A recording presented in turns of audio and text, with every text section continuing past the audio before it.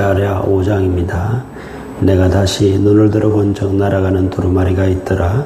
그가 내가 무엇을 분명하며 내가 대답하되 날아가는 두루마리를 보내냐 그 자기가 이시시며 너희가 시키시니라. 그가 내게 이르되 이는 온 땅 위에 내리는 저주라. 도둑질하는 자는 그 이쪽 걸대로 끊어지고 맹세하는 자는 그 저쪽 걸대로 끊어지리라 하니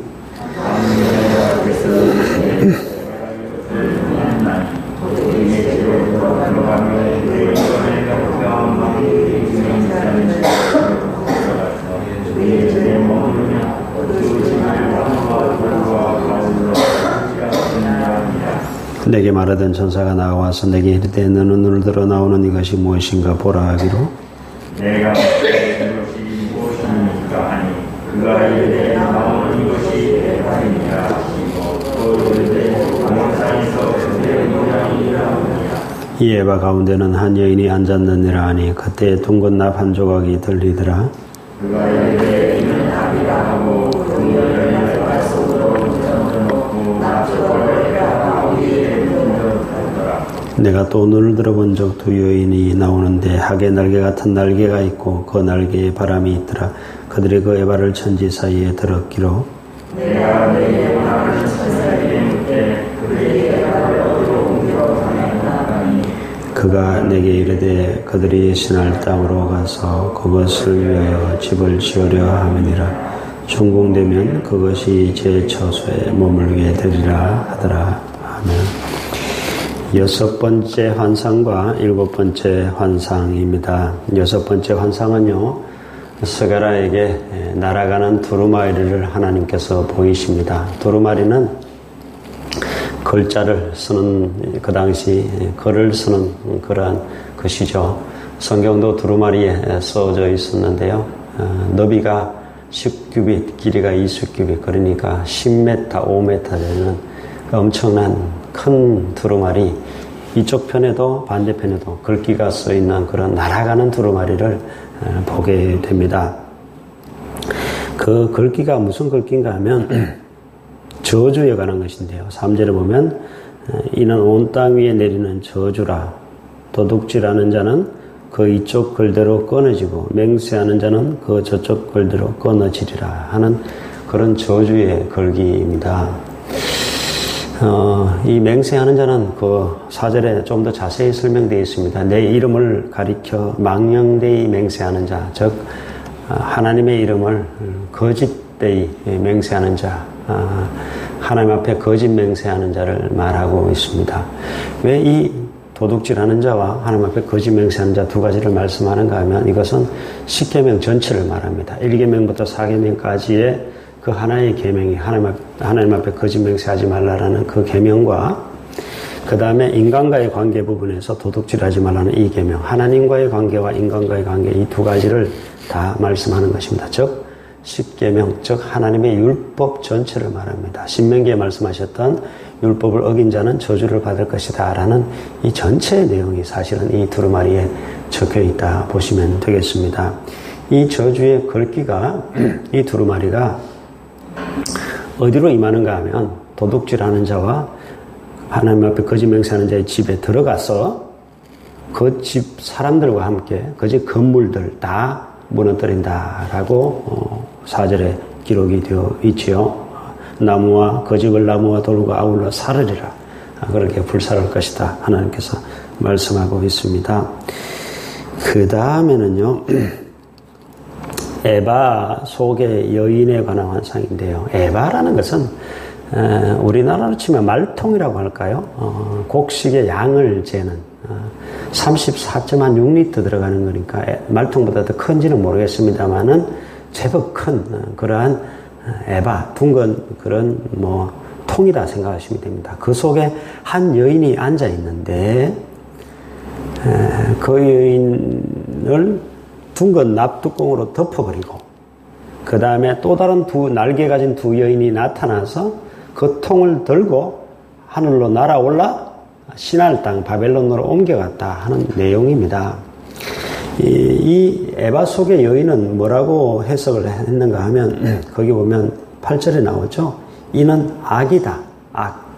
악이다라고 말씀을 하고 있습니다. 특별히 이 악은 우상 숭배의 죄악을 말합니다. 뭐 하나님 앞에 다른 죄악도 있겠습니다만은 이 악은 우상 숭배의 죄악을 말씀합니다. 여러분 앞에서도 마찬가지고요. 이 앞에 그 두루마리 완상도 결국은 범죄하는 유다 백성들이 다 망했잖아요. 불살라지고 그 집이 다 무너졌잖아요. 즉 하나님의 율법을 어긴 그 백성들을 하나님께서 바벨론 군대에 의해서 그 집을 다 무너뜨리시고 불살르시고 그들을 심판하셨다 하는 내용이 될 것이고요. 두 번째 에바 속의 여인의 이 환상은요. 하나님께서 이 우상 숭배의 죄악을 어디로 옮기셨다? 바벨론으로, 신할 땅, 저 바벨론으로 옮기셨다 하는 이야기입니다. 왜 그렇죠? 다 포로로 끌려갔잖아요. 그럼 이 땅에는 이제 더 이상 우상 숭배의 죄악이 없습니다. 우상 숭배할 수가 없죠. 사람들이 없는데. 다 이 포로로 끌려갔으니 이 우상 숭배의 죄악이 바벨론으로 옮겨지는 것을 이 스가랴가 보게 됩니다. 하나님께서 3장에서 뭐라고 말씀하시는가 하면 내가 하루 만에 너희 죄악을 제거하겠다 했잖아요. 하루 만에.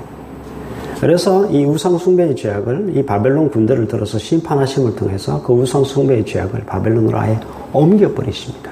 그것을 하나님께서 말씀하고 있습니다.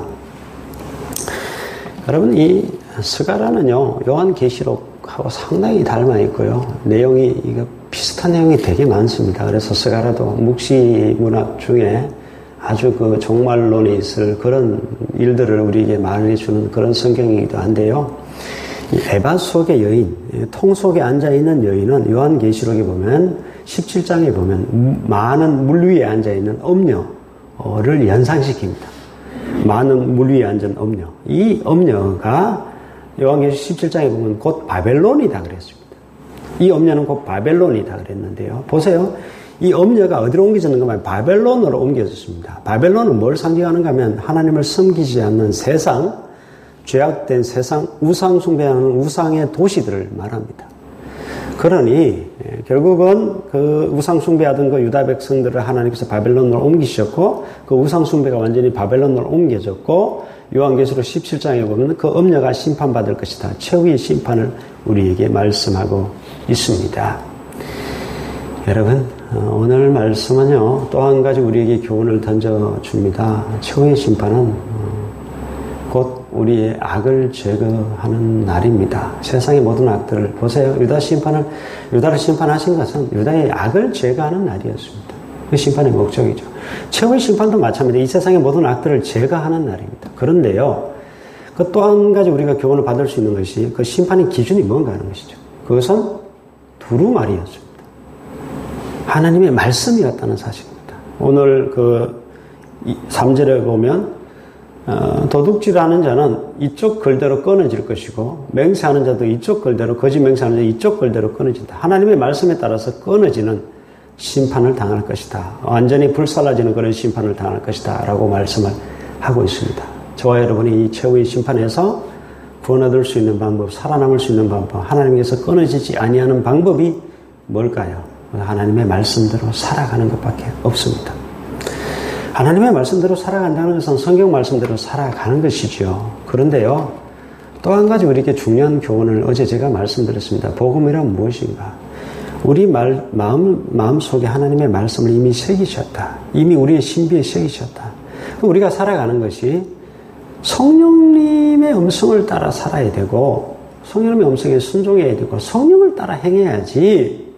그래야 마지막에 성령께서 우리의 보증이 되어주셔서 얘는 하나님의 백성이고 얘는 우상 숭배자가 아니고 얘는 죄악을 행하는 자가 아닙니다. 주의 말씀을 따라 행하던 자입니다라고 우리 주님 앞에 성령님께서 보증이 되어주신다 그랬잖아요. 그래서 최후의 심판에서 성령의 음성을 따라 성령을 따라 행한 자만이 최후의 심판에서 구원받는 백성이 될 것이다. 여기까지가 어제와 오늘에 계속 이어지는 복음의 내용입니다. 여러분 모두가 성령을 따라 행하고 성령의 음성에 순종하셔서 여러분 최후의 심판에서 구원 얻기를 주의 이름으로 축복합니다. 기도하겠습니다.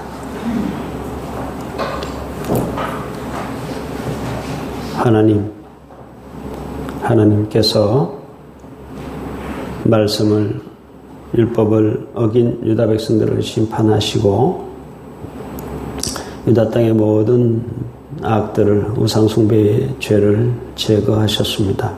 하나님 최후의 심판도 우리에게 있을 것인데 바벨론을 심판하실 것이고 죄악된 세상을 심판하실 것이고 그러한 사람들을 심판하실 것인데 거기에서 살아남는 구원받는 백성들은 말씀을 따라 행한 자, 그 말씀대로 지킨 자, 또한 우리 속에 오신 그 성령님의 음성, 우리 마음에 새기신 그 성령님의 그 음성을 따라 우리가 행하고 살아가든 잘하고 성경은 우리에게 증거하고 있습니다. 하나님 아버지, 오직 주님의 말씀을 따라 살게 하시고 우리 마음속에 새기신 그 성령님의 음성을 따라 순종하고 성령을 따라 행하는 자들 되게 하셔서 죄의 심판에서 온전히 구원받는 주의 백성들 되게 하여 주시옵소서. 사랑이 많으신 예수 그리스도의 이름으로 기도드립니다. 아멘.